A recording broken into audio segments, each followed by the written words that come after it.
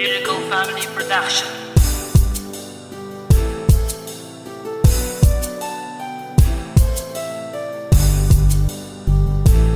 Republican Record Syndicate Production.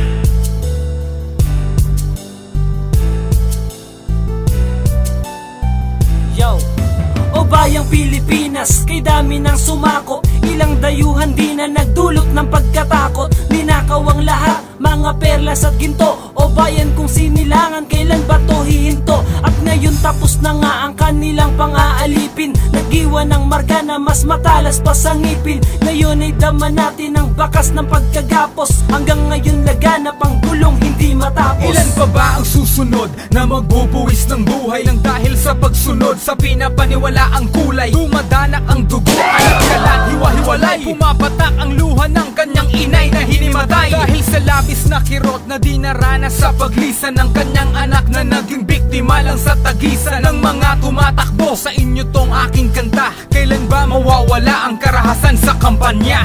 Madadaan mo ba sa pagtaas ng mga plaka? Kung tayo-tayo rin nakukuhaan ng pitaka. Patayan sa basilan, kidnapan sa sulo, at ilang pambuhay ang magwawakas sa ating pulo. Kung ikaw ay Pilipino, halika at sumama. Sana itong awitin sa puso mo ay tumama. Hindi kita didiktahan dito sa aming layunin. Sundin mo o hindi, mabuti ang aming hangarin. Ako'y isa sa mga Pilipinong merong malasakit. Kahit na karamihan sa atin mismo'y nagpapagamit sa mga dayuhan para magkaroon ng salapeng. Ngunit tayo'y nilikha hindi para kanilang maape. Ang awitin na nilikha ko'y wag sanang ipagbahala. Maniwala kay Bathala, di na kailangan ng bala o dumanak ang dugo para ipaglaban ng bayan. Hawakan aking kamay at wag ka sanang panghinaan. Di ko maintindihan sa tuwing merong namamatay. Lahat tumutulong na maiangat itong bangkay. Kilala mo siya ngayon, pero bukas ay hindi na. Kailangan bang maubos pa ang mga Pilipina? Tayo'y magsama-sama, magkaisa ng diwa. Putulin ang mga hidwa, ang galing yan sa dila. Ilan pa ba ang mga bombang dapat pasabugin? Ilan pa ba ang mga taong dapat pagsabungin? Ito ang bayan ko, punong-puno ng negatibo. Walang kinikilala, kukunan kahit sino. Mahirap o mayaman, walang kinikilingan. Mabayaran lang ang listahan, puno ng utang. Dahil dito, nakakagawa ng masasama. Pinipilit maihaw ng hirap sa ating bansa na tila isang sakit na hindi magagamot. Malaking katanungan ko, kailan masasagot? Dapat tayo ay merong isang pag-ibig nasyon na walang kaukulang ano mang limitasyon. Kahit mahirap o mayaman, iisa ang ipaglaban. Itaguyod ang pagiging makataot, makabayan at kulayan. Ang dating dinungisan nating bayan, muling itaguyod ang ating ang kapayapaan. Para tayo ay tularan at tangaan ng maraming. Tayo ay magtulong-tulong, halika sumama sa amin. Lang kaya magwawakas ang kahirapan sa Pinas kung puro na lang sakitan at patayan at dahas ang ating naririnig. Madalas pang maranasan ng mga maperang taong tututukan na nakawan. Kung puro na lang ganto, paano na ang kabataan? Sila pa man kailangan pag-asa ng ating bayan. Subalit bakit ganito nangyari sa bansa?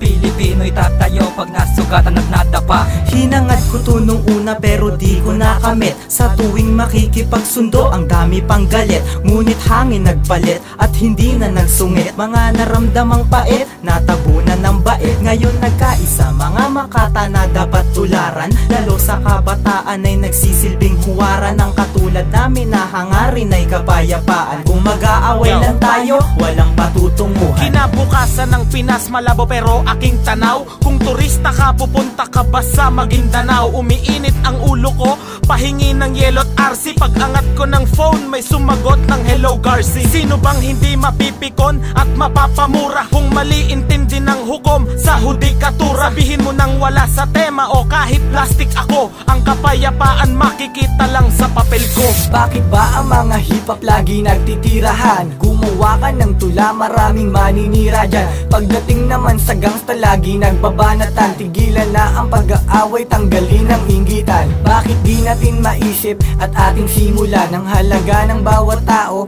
at ang pinagmulan? Kailangan ng magkaisa dito sa ating bayan para manaigang pag-ibig sa sanlibutan. Ang ating bansa ay isa na sa kabila sa parang isang ginisa. Malabo na magkaisa, malawa sa mata ng mga may pera. Ako Pilipino pero parang di mo kilala, pag kailangan ka. Kada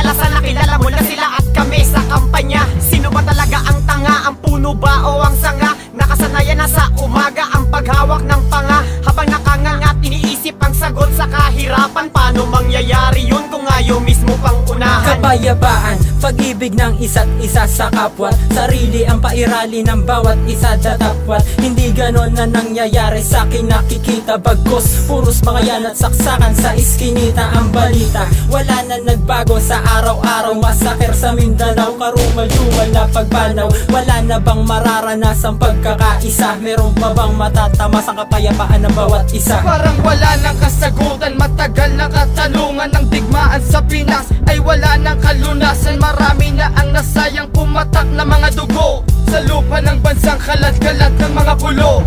Hindi pa rin tapos ang digmaang kinatakutan. Inosenteng nadadamay sa mga karahasan. Hindi na ba mapipigilan ang pagkalat ng krimen? Digmaan doon sa Mindanao hanggang ngayon tuloy pa rin. Wala na bang mapapala? Bakit puro na lang barilan? Kailan ba mangyayari? Mag-aaway, magkakamayan. Bakit maraming namatay? Kapayapaan ang sagot. Pag nakita ng abusayap, bihag katapos pugot. Kami ang mag-uumpisa, iangat ang ating bayan. Kahit ang ibang politiko kami pinabayaan. Di ba kayo naaawa sa mga bata na nadamay? Mga sinilang na hindi kilala ang mga nanay. Ilang taon na ang lumipas, di pa rin tapos ang gera. Papatak pa rin ang luha, ang dugo dahil sa pera. Maraming namamatay sa sariling kapakanan. Ang biktima ay mga batang walang laman ng tiyan. Dahil sa mga gulong nagaganap sa ating bayan, nais naming makamit ang salitang kapayapaan. Maraming nahihirapan, marami ang lumuluwa. Maraming nasasawi sa agawan laman ng lupa. Isa natin mag-usap, bibigyan puting bandila para di tayo bumagsak parang luha ng kandila. Huwag hayaang simpleng bagay ang maging dahilan